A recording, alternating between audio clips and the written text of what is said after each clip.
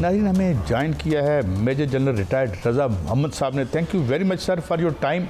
General साहब, मैं एक स्ट्रेट सवाल पे आता हूँ कि जो हुआ आज वाशिंगटन पोस्ट ने कहा कि जी 2 जहाज़ गिरे हैं, कंफर्म कर दिया।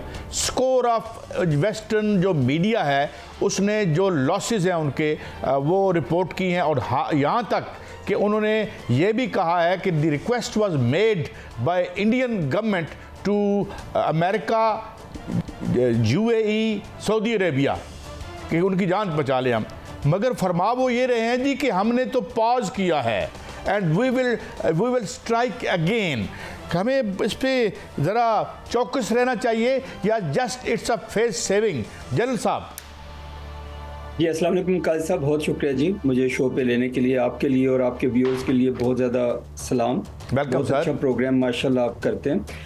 मैंने ये कहना था जी कि पहली बात तो ये है कि दुश्मन कोई भी हो, हमने ऑफ गार्ड तो रहना नहीं है ना जी। We have to keep our guards up. आज कल परसों किसी वक्त भी तो वो कभी भी नीचे नहीं होंगे जी। वो सीज़ फायर हो ना हो, इफ़ यू रिमेंबर ये हमारा जो LOC का सीज़ फायर है बहुत अरसे से चल रहा था, तो इसलिए हम गार्ड्स तो लोअर नहीं करेंगे। आपके जो पॉइंट्स हैं उनका स्ट्रेट मैं जवाब देता हूँ जी। सबसे पहले किसने रिक्वेस्ट की?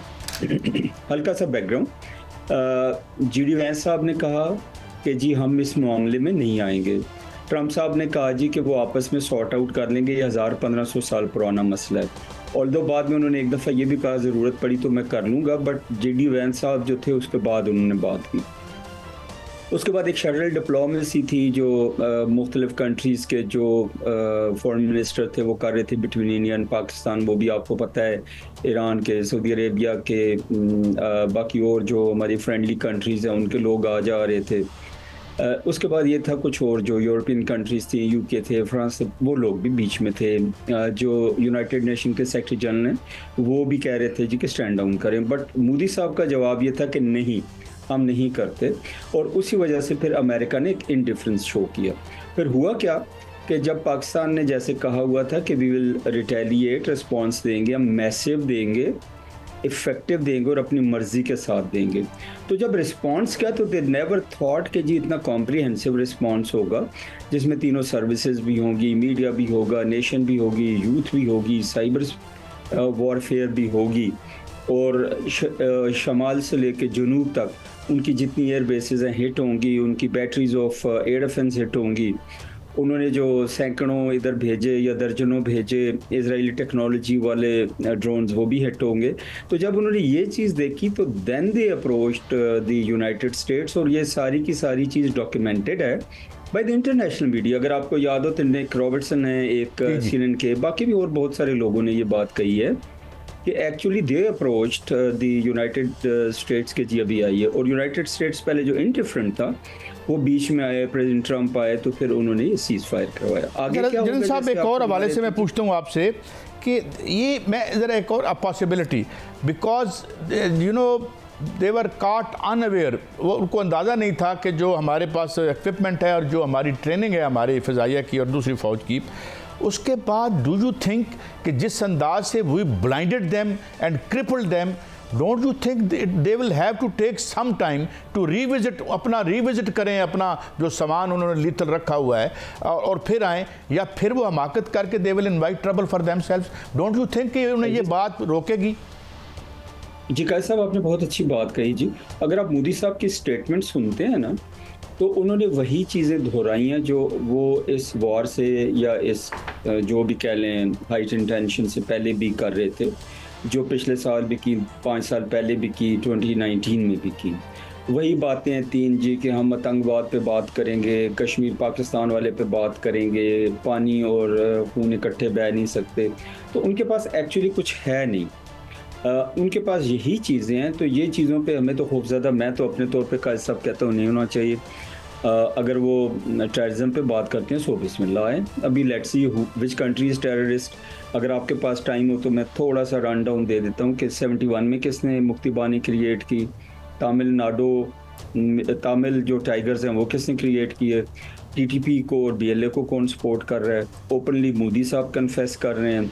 ओपनली अजीत डोवल साहब कन्फेस कर रहे हैं सारे टेररिज्म का जो पाकिस्तान में हो रहा है।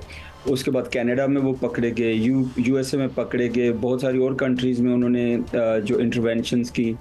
तो ये फिर फैसला हो जाएगा which countries terrorist number 1, number 2 Kashmir की बात सो बिस्मिल्लाह। आइए कश्मीर की बात करते हैं। तो फिर जब टेबल पे बैठेंगे तो फिर पता चलेगा ना कि किसके पास लीगल ऑक्यूपेशन और किसके पास। जल साहब वो कश्मीर तो पहले टेबल पे ले आए विदाउट आर आस्किंग। उन्होंने कहा जी किसी थर्ड मुल्क में जाके हमसे बात करें। एक एंगल और आज सामने आया है, ज़रा फार फेच्ड है मगर आप मुझे बता दीजिएगा। By the time we were engage with each other तो 23 मुल्कों की आर्मी जो एक्स सोवियत यूनियन रशिया में जो है वो सेलिब्रेट कर रही थी, यकजहती का इजहार कर रही थी वेस्ट के ख़िलाफ़ जो जंग थी जिसमें बर्लिन फॉल हुआ और हिटलर को खुदकुशी की। तो एक थ्योरी ये है, जिस तरह जावेद नकवी साहब ने आज डान में लिखा कि वो ये भी चाहता है कि पाकिस्तान वहाँ का परमानेंट मेंबर ना बने और जो वेस्ट की हेजमनी के ख़िलाफ़ एक अकट हो रहा है उसमें हमें वो आउट रखना चाहता है। Do you think it is little bit far fetched? नहीं जी, फॉर फेच्ड उस सेंस में तो हो सकता है जब आप व्हाट्सएप एक्ट की बात करते हैं, लेकिन एक चीज़ में I think it is important to understand, ये ओवरऑल एक जो ग्रेट गेम चल रही है अभी, ग्रेट गेम 2 कह लें 3 कह लें, जो भी कह लें इस वक्त चल रही है, उसमें जो सबसे इम्पॉर्टेंट चीज़ इस वक्त कंसर्न है for the United States of America is the containment of China. और कंटेनमेंट ऑफ चाइना में who is their partner in this region? इस रीजन में पार्टनर इज़ द इंडिया। और इंडिया को उन्होंने स्ट्रेटेजिक पार्टनर डिक्लेयर किया हुआ है, नेट सिक्योरिटी प्रोवाइडर डिक्लेयर किया हुआ है, और उसके लिए वो उनको तैयार भी कर रहे हैं as a bulwark of the United States policy here. और when we say United States, it's not only the United States, it is the United States, NATO and the allies. So उनका वो बुलवॉक है। तो उस लिहाज से ये गेम स्ट्रेटजिक एक इस लिहाज से हो सकती है कि अगर खुदा न खास्ता पाकिस्तान हर्ट हो जाता ज़्यादा, या पाकिस्तान का नुकसान होता, या पाकिस्तान को क्या कहते हैं अल्लाह ना करे डिफीट होती, तो वो अच्छा जल साहब मैं माफ़ी चाहता हूँ, मैं चाहता हूँ ज़्यादा कम वक्त में आपसे ज़्यादा मुतमत्तो हो सके। 5 बैटरीज थी जिसमें से 2 हमने उड़ा दी S-400 की, और वो बाकी भी हम उड़ा सकते थे मगर चूँकि वो इतनी हम उसकी रेंज में नहीं थे। If now they embark on internal pressure की वजह से, क्योंकि मोदी साहब की तो गवर्नमेंट उड़ जाएगी, उनके अपनी पार्टी के लोग कह रहे हैं इस्तीफ़ा दे के जाओ, और वो अपनी गवर्नमेंट को बचाने के लिए नेतान्याहू की तरह अगर किसी हमाकत की तरफ बढ़ते हैं, what could be the extent of the damage which we can do and which we have demonstrated that we can do? General साहब थैंक यू जी। एक चीज़ होती है जी जस्ट वॉर। तो we fought a just war 2 sense में, it was a defensive war, counter defensive था। नंबर 2, हमने कोलैटरल नहीं किया डैमेज ऑफ द सिविलियन, खासकर हमने कोई टारगेट नहीं किया। We were very very careful. Thirdly we were very responsible कि हम ज़्यादा डैमेज कर सकते थे, कम किया। इफ़ यू रिमेंबर तो हमारे जो एयरफोर्स के एयर मार्शल है औरंगजेब, उन्होंने बताया था और लोगों ने बताया था कि we had locked about 11 aircraft उनकी हमारी पाकिस्तान एयरफोर्स ने, बट वी डिसाइडेड कि सिर्फ उन्हीं को करना है जितने ज़रूरी हैं। नंबर 2, इसी तरह जो एयर डिफेंस बैटरीज़ की आपने बात की, बड़ी सही बात की।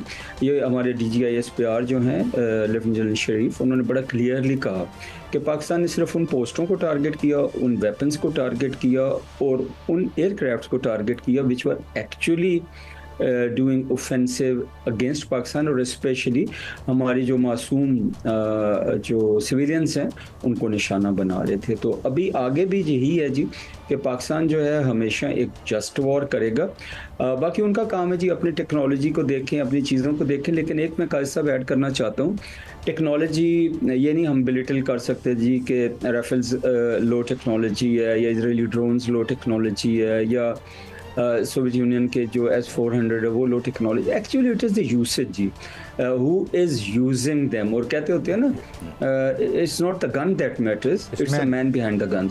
तो अल्लाह का शुक्र है कि हमारी जो फोर्सेस हैं, हमारे जो लोग हैं, they are much better combat worthiness में, कॉम्बैट की एक्सपीरियंस है उनको, सुपीरियर है ट्रेनिंग में, सुपीरियर है, अल्लाह ने माइंड। अच्छा जल साहब एक और बात, I think the thing that फ्लैबरगास्टेड them, जो उनको भौंचका रह गए, वो जो हमने उनको जैम कर दिया, मतलब उनको समझ नहीं आ रहा था। और कल खुर्शीद कसूरी साहब थे, साबिक वजीर खारजा, और लोग भी जनरल थे हमारे साथ, वो कह रहे थे कि दिस वाज समथिंग जो उनको ऑफ गार्ड हुआ और वो बिल्कुल they were on their knees. they never expected it। और एक और चीज़ का हिस्सा मैं अर्ज़ करता चलूँ कि सारा कुछ पाकिस्तान ने अभी तक जो है ना ज़ाहिर नहीं किया। There's a lot up in the sleeves, सारे कार्ड शो नहीं किए पाकिस्तान ने। पाकिस्तान का जो अल-फतह था वो भी AI के साथ था और it was like a live thing. तो ये अपने आप को छुपा भी सकता है, चेंज भी कर सकता है, जैम भी कर सकता है और अपना कोर्स भी बदल सकता है, दोबारा अपने कोर्स पे वापस भी आ सकता है। तो अल्हम्दुलिल्लाह पाकिस्तान की जो हाइपरसोनिक जनरल साहब, is it hypersonic, is it hypersonic? मैं एक चीज़ अर्ज़ करता चलूँ का सब के जो बहुत सारे वेपन सिस्टम्स हैं उनके बारे में पूरी डिटेल्स हमें पता नहीं होती है, ना ही बताई जाती है। बट एक जगह मैंने पढ़ा ज़रूर है कि 5 मैक तक जा सकता है, और अगर कोई चीज़ 5 मैक तक जा सकती है that means it is hypersonic. That is how they could not actually track it, trace it और काउंटर इट। अच्छा, एक और वेपन था जिसके बारे में मैं चाहता हूँ थोड़ा सा बताएं आप, ये जो जिसे गालबन PS-15 कहते हैं, 15E और PS-15 जी। अच्छा, ये कहते हैं कि इतना इट्स लाइक अ स्टेल्थ, जिस तरह जहाज होता है और इसका नज़र नहीं आता और जाके वो टकराता है तब पता चल। जी जी जी जी जनरल साहब, इसमें मल्टीपल वैरायटीज़ हैं जी PL-15 में। जो इसमें कुछ ऐसे भी हैं आ जाता है, जब उसको फायर करते हैं फिर फिन्स खुलते हैं। जो हमारे पास है इट इज़ माशाल्लाह one of the best one. उनके अंदर जो सीरीज़ है उसके अंदर जो टॉप वाली चीज़ है वो हमारे पास है। और जो आपने कहा बड़ा सही कहा कि इसमें अप्रोप्रिएट लिथैलिटी भी है और इसमें AI जनरेटेड है, इसमें स्टेल्थ भी है, स्प्रेशन भी है of the system of the others. और ये जब स्पीड और एक्यूरेसी के साथ जा रहा होता है तो बहुत देर तक तो पता ही नहीं चलता कि क्या चीज़ हमारे पास आ रही है, और बहुत देर बाद वो सामने आता है। बाय द टाइम वो कोई उसको पिक कर सकता है वो स्ट्राइक कर जाता है। तो इसलिए उसको स्पीड और टेक्नोलॉजी में, लिथैलिटी और स्टेल्थ में माशाल्लाह ये इट हैज़ प्रूवन। अभी तो कहने की बात ही नहीं है, पूरी दुनिया मुतरफ हो गई है इनकी वेपन्स की। और वेपन से ज़्यादा ना कैसे मैं दोबारा अर्ज़ करूँगा जी, इस्तेमाल करने वालों पे बहुत होता है जी। राफेल्स जो हैं वो कोई कम तो नहीं है जी। पाकिस्तान ने प्रैक्टिकली डेमोन्स्ट्रेट कर दिया है कि हम क्या कर सकते हैं। हमने कहा था ना, पाकिस्तान ने कहा था क्विड प्रो को प्लस, तो खुदा न खास्ता कुछ और किया तो अभी अगर 10 गुना किया है तो अगली दफ़ा 20 गुना ज़्यादा होगा। तो उन्हें मेरा ख्याल ये सोच के 10 दफ़ा कुछ करना होगा।